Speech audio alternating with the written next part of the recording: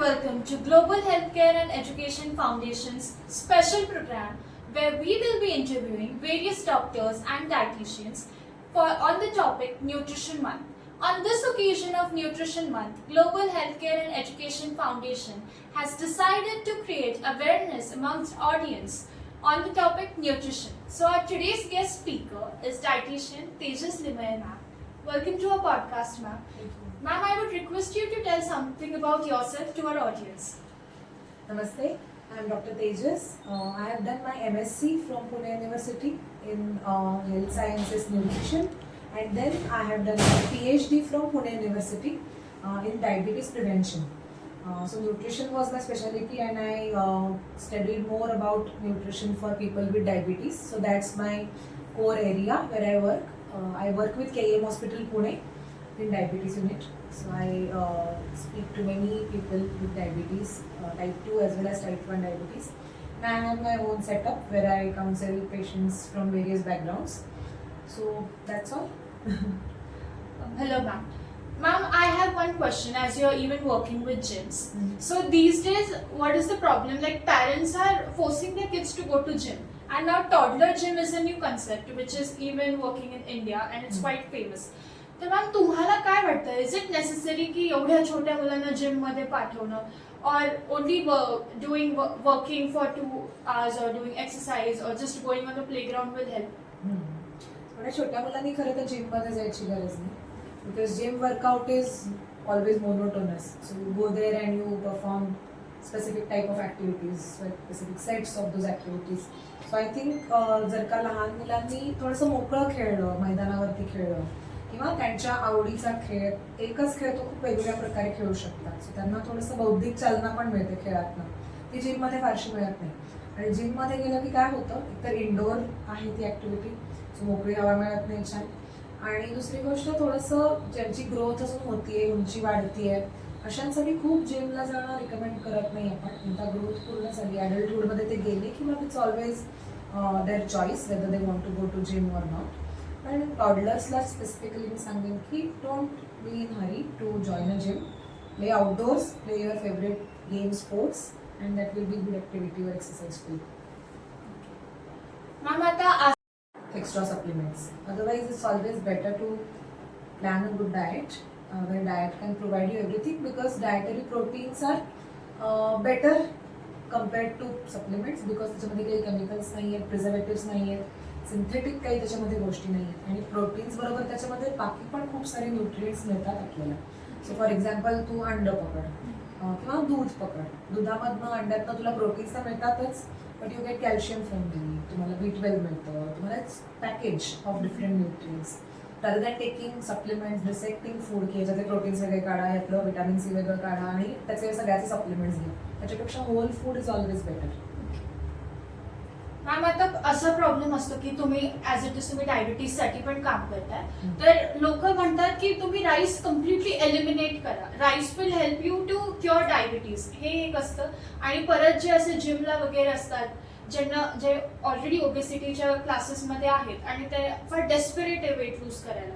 ते पण असं म्हणतात की if I cut down my carbs और if I totally cut down eating rice मी वेट लूज करेन तर डायबिटीज मध्ये राईस कम्प्लिटली अवॉइड केला पाहिजे का आणि जर मला वेट लॉस करायचंय तरी मी राईस कम्प्लिटली अवॉइड केला पाहिजे so problem with rice is आपण भात जो खातो तो साल काढून खातो पॉलिश केलेला खातो that is the main difference between wheat and rice की गव्हाला का ब्लेम केलं जात नाही एवढं किंवा ज्वारी बाजरीला आणि भाताला का केलं जातं तर भात जर का तुम्ही सालासकट खाल्ला म्हणजे ब्राऊन राईस खाल्ला तर it is as equal as किंवा as equivalent to your regular wheat किंवा ज्वार सगळीच धान्य सेम असतात त्यामुळे फक्त भातालाच ब्लेम करायचं कारण नाही जर का तुम्ही तो होल खाल्ला तर आता इन जनरल म्हणशील तर सगळीच धान्य कशी कमी करायला पाहिजे जर तुम्हाला डायबिटीज झाला किंवा डायबिटीज टाळायचं असेल किंवा वजन कमी करायचं असेल तर धान्य जनरली कमी केलेली चांगली कारण की आपण ऑलरेडी खूप धान्य खातो मी मगाशी म्हणलं तसं की आपलं डाएट मुळातच प्रोटीन्समध्ये कमी असतं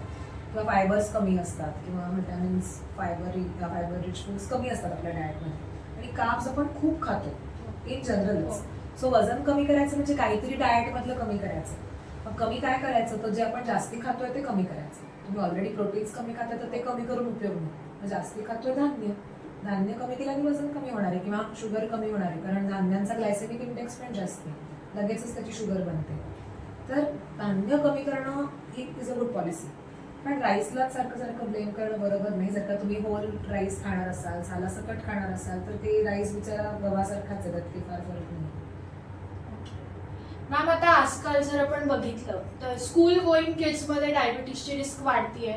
आता ऑलमोस्ट जर पकडलं 10 मधून कमीत कमी 2 मुलं तरी डायबेटिक असतात. मग आता पॅरेंट्सनी काय प्रिकॉशन्स घेतले पाहिजेत की आता स्कूल गोईंग एजमध्ये मुलांना डायबिटीस नाही होणार? तर आता आजचं उत्तर असं मल्टी डायमेन्शनल आहे. खूप वेगवेगळ्या लेवल्सवरती काम करायला पाहिजे, कारण इन जनरलच आपली लाईफस्टाईल खूप बदलत चालली आहे. म्हणजे in terms of diet, in terms of activity, in terms of sleep patterns, in terms of stress, सगळ्याच गोष्टी म्हणजे लहान मुलांमध्ये पण खूप चुकीच्या व्हायला लागल्या. तर डाएट म्हणलीस तर लहान मुलांमध्ये जंक फूड, फास्ट फूडचं प्रमाण खूप वाढायला लागलं. म्हणजे ब्रेड, बिस्किट्स ही इतकी कॉमन झाली आहेत, जी म्हणजे पूर्वीचे लोक इतके खायचे नाहीत, कधीतरी वर्षात एकदा दोनदा खायचे गंमत म्हणून ब्रेड. पण आता दर आठवड्याला, दर 2 दिवसांनी घरी ब्रेड असतो, सँडविच असतं. बिस्किट आता मुलं उठल्या उठल्या खातात दुधाबरोबर, बोर्नव्हिटा टाकून घेतात दूध. सो असं म्हणजे सिंथेटिक फूड, प्रोसेस्ड फूड खूप झाले आपल्या डाएटमध्ये. सॉस असतो आपल्या डाएटमध्ये, ज्याच्यात खूप शुगर आहे, सॉल्ट आहे, पिकल्स, पापड आहे, चिप्स हे खूप कॉमन फूड झाले. त्याच्यामुळे होत आहे काय की खूप कॅलरी कन्झम्पशन वाढत चाललंय मुलांमध्ये, आणि त्या मानाने ऍक्टिव्हिटी लेवल्स खूप कमी झाल्या. म्हणजे जेवढं इनपुट आहे तेवढं आउटपुट नाही, तेवढ्या कॅलरीज बर्न होत नाही. कारण मुलं जास्तीत जास्त वेळ आता वेगवेगळे क्लासेस, ट्युशन्स, शाळा आणि मग उरलेला वेळ मोबाईल असे असतात. गेम्स पण हल्ली मोबाईलवर खेळतात, बाहेर खेळत नाही आउटडोर. तर मला असं वाटतं की ऍक्टिव्हिटी कमी, कॅलरीज जास्त, त्याच्यामुळे वजन वाढायला लागले मुलांचं. स्ट्रेस खूप आहे मुलांना आजकालच्या, परीक्षा, हे टार्गेट, ते टार्गेट, हे काय ही लेवल पूर्ण करा, हे बक्षीस मिळवा, खूप प्रेशर आहे मुलांवरती. पण झोप मुलांची होत नाही नीट, मोबाईल टीव्ही बघता बघता उशीर होतो झोपायला, सकाळी लवकर उठायचं असतं. या सगळ्याच गोष्टी जर का थोड्या थोड्या करून आपण दुरुस्त करायला सुरुवात केली तर मग त्यांची रिस्क आहे जी डायबिटीसची ती खूप कमी होऊ शकते असं मला वाटतं. मॅम आणि अजून एक असतं की जर एखाद्याला डायबिटीस झालाय तर ऑब्व्हियसली मग ते बोलतात की, आणि आता ते फॅडच आहे की completely cut down your carbohydrates, your diabetes will be recovered, किंवा फक्त 2 meals खावा, your diabetes will be recovered. तुमची मील फ्रिक्वेन्सी कमी करा, मग इन्सुलिन रेजिस्टन्स. आता लोक गुगलवर वाचतायत आणि त्यांनी की okay we know everything. But तुम्हाला काय वाटतं की ज्यांना डायबिटीस आहे त्यांनी त्यांच्या डाएटमध्ये काय चेंजेस केले पाहिजे? गुड. सो मी म्हणलं तसं डाएटमधले कार्ब्स पूर्ण बंद करायची गरज नाही, पण ते कमी केले पाहिजे. आणि जे कार्ब्स तुम्ही खाता ते जास्तीत जास्त होल फॉर्ममध्ये, म्हणजे त्याच्या सालासकट कसे असतील याची काळजी घ्यायला पाहिजे. म्हणजे उदाहरणार्थ तुम्ही म्हणलं तसं भात खाताय किंवा तांदूळ खाताय तर तो सालासकट असेल, किंवा गहू असेल तर तो मैदासारखं न वापरता गव्हाचं पीठ वापरणं न चाळता, किंवा मिलेट्स वापरणं, किंवा भाज्या असतील तर शक्यतो भाज्यांची सालं नाही काढायची, सालासकट भाज्या वापरणं, फळं सालासकट खाणं. जिकडे जिकडे तुम्हाला फायबर्स त्यातले घेणं शक्य आहे तिकडे ते घेणं आवर्जून हे केलं पाहिजे. आणि धान्याचं प्रमाण कमी केलं पाहिजे. फ्रिक्वेन्सीच्या बाबतीत मी असं नक्की सांगत नाही एखाद्या माणसाला की तू 2दाच खा किंवा तू 4दाच खा. त्याचे पॅटर्न्स कसे आहेत लाईफस्टाईलमध्ये, त्याच्या कामाच्या वेळा काय आहे, त्याची एक्सरसाइजची वेळ काय आहे, त्याला किती भूक लागते, काही काहींना सारखी भूक लागते 2-2 तासांनी, तेव्हा तुम्ही त्यांना म्हणलं की ते 2दाच खायचं तर तो काही तुमचं ऐकणार नाही फार दिवस.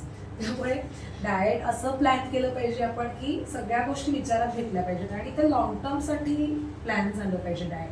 नाही तर बऱ्याचदा लोक डाएट सुरू करतात आणि मग महिन्याभरात सोडून देतात किंवा गिवअप करतात. मग त्या डाएटचा कसं म्हणावा तसा उपयोग होत नाही. महिन्याभरात त्याचं होत असेल 2-4 किलो वजन कमी, पण ते नंतर डाएट सगळं बंद केलं की ते पुन्हा परत नॉर्मलला येतं, शुगर कमी झालेली पुन्हा वाढून जाते. त्याच्यामुळे लॉंग टर्मला जे फॉलो करता येईल एखाद्या माणसाला ती फ्रिक्वेन्सी आणि इझिली घरी करता येतील असे ऑप्शन्स आणि पॉकेट फ्रेंडली.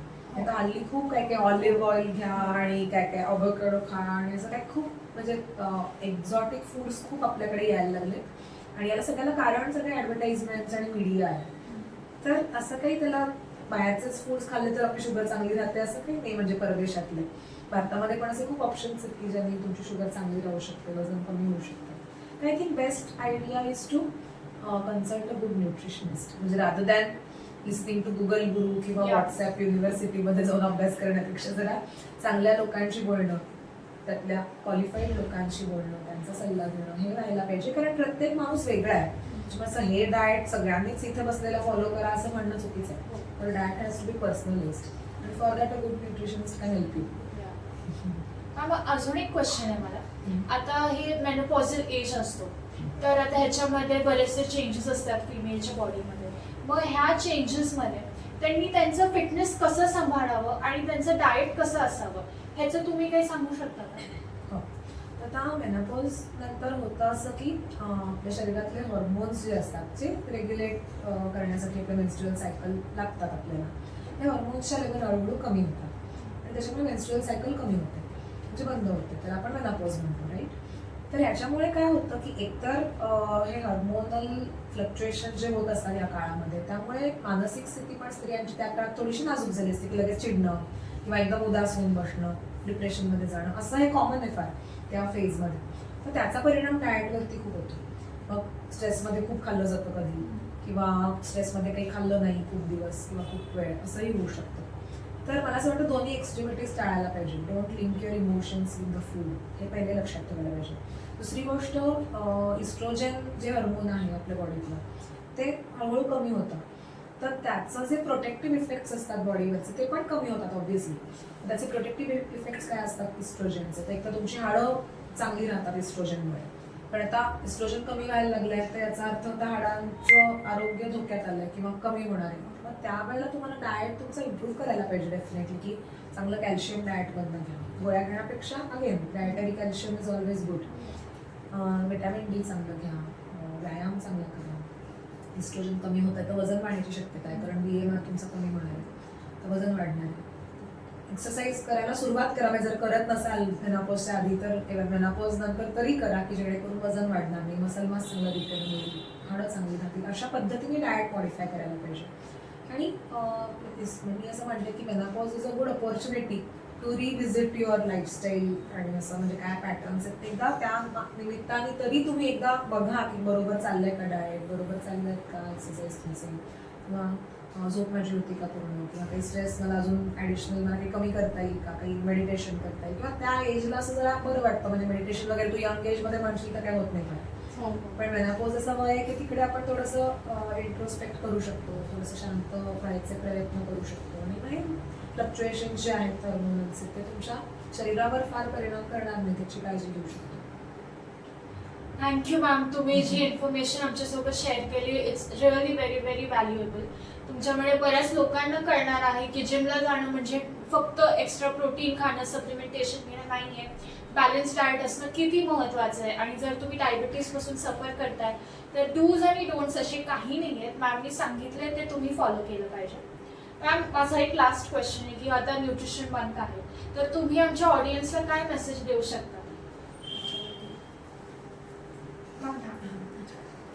न्यूट्रिशन मंथ हा सप्टेंबरमध्ये आपण करतो सेलिब्रेट, पण मी म्हटलं तसं की ही फक्त अपॉर्च्युनिटी आहे तुमचं डाएट सुधारण्याची, पण ते वर्षभरच आपल्याला चांगलं ठेवायचं आहे.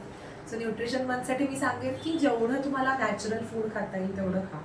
List processed food is the best food for you. खूप हायफाय फॅन्सी पदार्थ खायची गरज नाही, साधंच खा, घरी केलेलं खा. शक्यतो आपल्या हाताने बनवलेलं अन्न is the best food for you. बाहेर कोणीही केलेलं अन्न इतकं चांगलं असू शकत नाही जेवढं तुम्ही स्वतः घरी केलेलं अन्न असू शकतं. हायजेनिकली असेल, न्यूट्रिशनली असेल. So start cooking your self. जर का तुम्हाला अजून येत नसेल तर शिकून घ्या. जेवढं जमेल तेवढं ताजं अन्न खा, ठेवलेलं फ्रीजमध्ये प्रिझर्व केलेलं खाण्यापेक्षा. It's always better to eat fresh food. आणि समजून घ्या नीट, म्हणजे मी म्हटलं तसं की नीट अभ्यास करा थोडासा. न्यूट्रिशन हा सगळ्यांनी अभ्यास करण्याचा विषय आहे, फक्त न्यूट्रिशनिस्टच नाही. सगळ्यांना बेसिक माहिती असली पाहिजे कुठले पदार्थ चांगले, कशातनं प्रोटीन्स मिळतात, कशातनं फॅट्स मिळतात, काय खाल्लं पाहिजे आपण एका हेल्दी डाएटमध्ये. याची माहिती तुम्ही सोशल मीडियाकडनं करून घेण्यापेक्षा एका चांगल्या न्यूट्रिशनिस्टकडनं करून घ्या, आणि that will help you over long period. Thank you so much.